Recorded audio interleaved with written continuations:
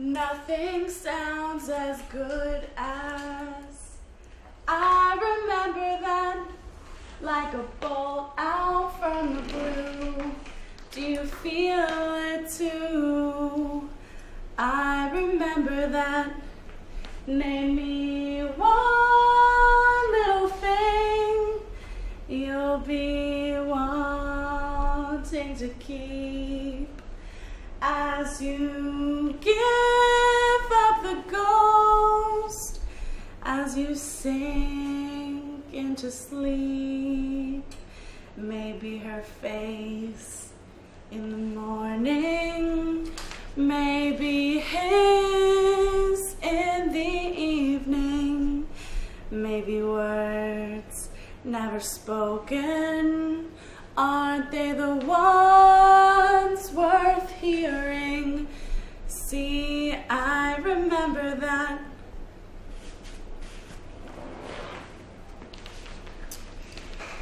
I recall the day of the Great Air Raid in Yokohama on May 29th, 1945.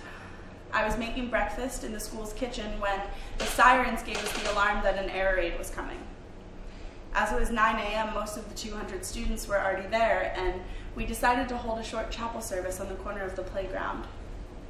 At that time, our president, Mr. Sakata, read from the 11th chapter of John. I am the resurrection and the life. He who believeth in me, though he die, yet shall he live. After a while, many fierce B-29 bombers came over us and began to drop bombs. The way the bombing was done was one of the most cruel things which I have ever known. First, they dropped bombs around the outskirts of the city, thus enclosing the people within the city and preventing their escape. As our school stood on a hill in the center of Yokohama, I could see what was happening. I could see many people coming to the hill on which our Baptist school stood in order to escape the fire. As I watched, the flames closed in upon us. The bright and beautiful day turned to darkness, and a strong wind like a typhoon began to blow. Then we heard a strange noise like that of heavy rainfall. Later, we learned that nearly 2,000 people had been killed right on our school's campus. Words cannot express this one great, sad moment of my life. After 1 hour, the air raid was over, and I tried to go outside, but couldn't because the air was so hot that I could hardly breathe.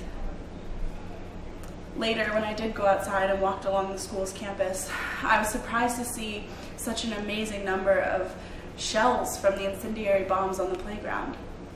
These had caused a sound like heavy rainfall. The dreadful scene of the burning downtown and the corpses of hundreds of people right on our school's campus made me very upset. For what reason did such lovely, innocent children have to be killed? Standing on the burnt field that evening, I prayed to God for help. Jesus said, "Love thy neighbor as thyself." Although it seems hard to decide who is our neighbor, if we can observe these words and live up to their teaching, then war cannot take place. Only the love of God can prevent the destruction of war. War brings hatred, and hatred brings war. Love and service, however, bring goodwill and understanding.